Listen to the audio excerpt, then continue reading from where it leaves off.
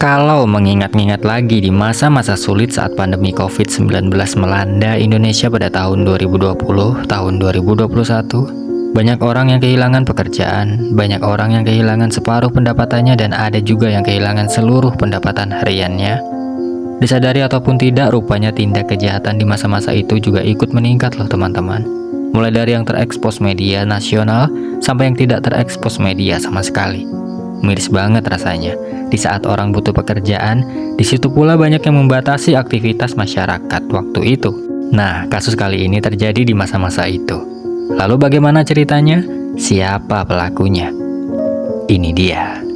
Desa Jatinom, Kecamatan Kanigoro, Kabupaten Blitar. Paling tidak kalian pernah dengar nggak nama Bisri Effendi alias Pak Bisri, usianya 71 tahun. Nah, Pak Bisri ini merupakan pemilik toko dengan nama brandnya sendiri, yakni Toko Bisri Jatinom, menjual perlengkapan berkebun, alat pembuat roti, alat kelistrikan, mainan anak-anak, alat-alat perkakas dapur, dan masih banyak lagi. Oleh masyarakat sekitar, toko Pak Bisri jadi salah satu yang terlengkap, harganya juga terjangkau. Selain karena mencari barang-barang yang dibutuhkan, ada sisi lain yang jadi daya tarik pembeli, yaitu Pak Bisri itu sendiri.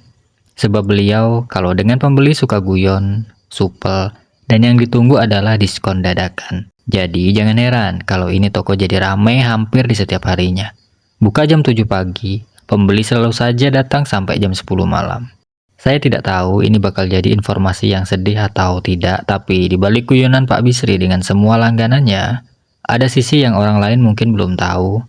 Jadi selama membuka toko ini, kabarnya Pak Bisri mengolah toko ini seorang diri. Di luar dari karyawannya ya maksudnya. Karena istri Pak Bisri sudah lama menjadi seorang TKW di Arab Saudi dan kabarnya juga belum pulang-pulang hingga saat ini. Nah, dengan istrinya, Pak Bisri dikaruniai 2 orang anak perempuan dan sekarang 2 anak Pak Bisri sudah berkeluarga semua. Walaupun demikian, di usia yang sepuh, beliau tetap membuka usahanya seorang diri. Beliau nggak mau merepotkan anak-anaknya, nggak sama sekali.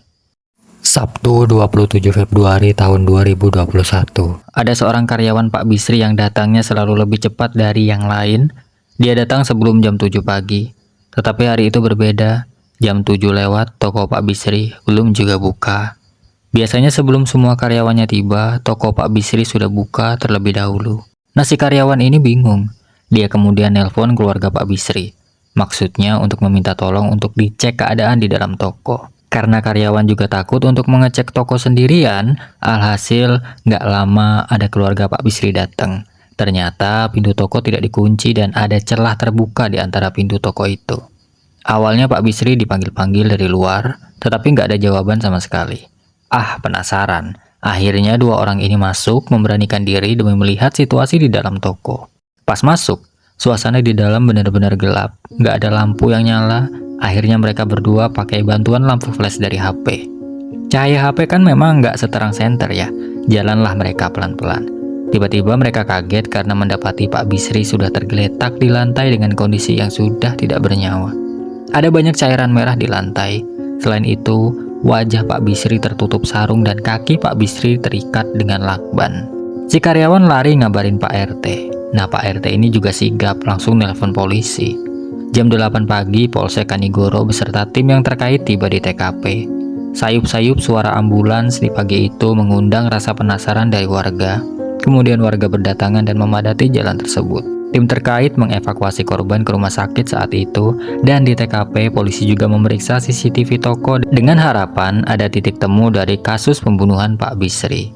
Dari 16 CCTV di toko itu, ada 7 CCTV yang sepertinya sengaja ditutup dengan aluminium foil oleh pelakunya. Selain itu di TKP, polisi menemukan barang bukti yang diduga milik pelaku, antara lain gagang cangkul, lakban, sidik jari, dan polisi akhirnya menemukan rekaman CCTV seseorang pria yang diduga menjadi pelaku atas kasus ini. 22 warga sampai diminta keterangannya, termasuk pihak keluarga dari korban. Polisi juga memperlihatkan rekaman CCTV seorang pemuda yang mencurigakan tersebut kepada para saksi. Pengakuan dari saksi kemudian dikumpulkan. Sementara itu, pihak rumah sakit telah merilis hasil pemeriksaan terhadap korban. Pihak rumah sakit menyatakan terdapat luka berat pada area kepala korban dan dari luka itulah korban langsung meregang nyawa. Rabu 3 Maret tahun 2021 sekitar jam 3 dini hari, seorang pria muda ditangkap oleh polisi. Tidak mudah menangkap pemuda tersebut karena di awal pemuda ini terus mengelak dan menuduh polisi asal tangkap saja. Namun setelah ditunjukkan rekaman CCTV yang memperlihatkan dirinya di dalam rekaman tersebut, akhirnya pemuda itu mengaku juga. Lantas siapakah pelaku ini? Namanya Dwi Kusuma Yuda, atau orang lebih kenal dia dengan nama Yuda, usianya 21 tahun. Yuda tercatat sebagai warga desa Jatinom, Kecamatan Kanigoro, Kabupaten Blitar. Yuda merupakan anak bungsu dari 2 bersaudara. Ada sedikit cerita tentang latar belakang keluarga Yuda. Jadi, sewaktu ayahnya meninggal dunia dulu, Yuda beserta ibu dan kakaknya sempat merantau ke Pulau Sumatera. Nah, di Sumatera Yuda pernah tersandung kasus pencurian, namun entah dia divonis berapa bulan. Namun setelah kasus itu Yuda dan ibunya balik ke Blitar, sedangkan kakaknya sudah membuka lembaran baru bersama istri barunya. Di Blitar, Yuda dan ibunya hanya mengandalkan uang hasil menjual rumah saat di Sumatera. Uang yang tidak seberapa itu makin hari makin menipis. Pernah di suatu momen terpahitnya Yuda, ia sampai tidak mampu untuk membeli makanan dan pernah juga tidak makan selama 2 hari. Karena ibunya tidak punya uang sama sekali. Yang prihatin saat itu cuma tetangga sekitar yang selalu ngasih makanan gratis ke Yuda dan ibunya. Yuda sebenarnya seorang anak yang kreatif dan pekerja keras. Dia punya keahlian juga dalam dunia perbengkelan. Pengalaman Yuda pernah bekerja di bengkel motor, dan setelah itu ia coba membuka bengkel kecil-kecilan di rumahnya sendiri, tetapi semua usahanya itu mandek. Motor Aerox-nya akhirnya tak bisa terselamatkan dan berakhir ditarik leasing karena terus-terusan telat membayar.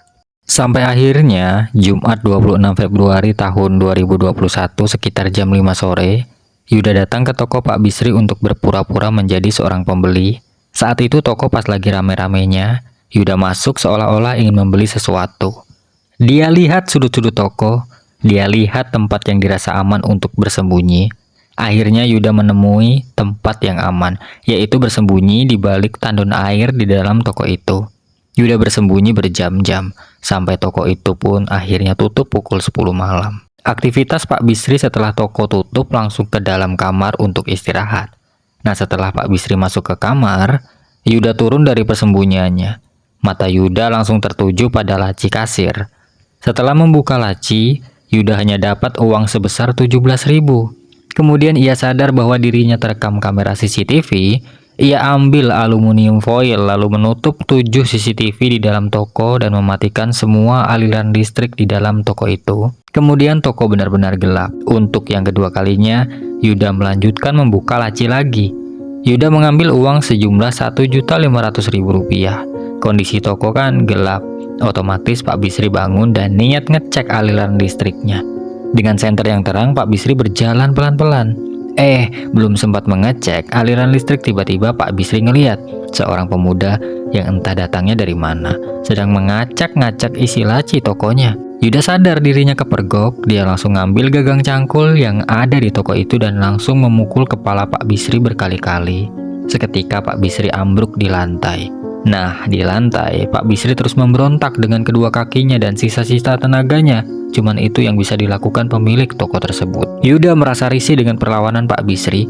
Ia kemudian mengambil lakban dan melilitkan lakban di kedua kaki Pak Bisri. Yuda lanjut menjelajahi kamar Pak Bisri. Di kamar itu Yuda ngambil uang tunai sebesar 250.000 yang ada di dompet pemilik toko itu.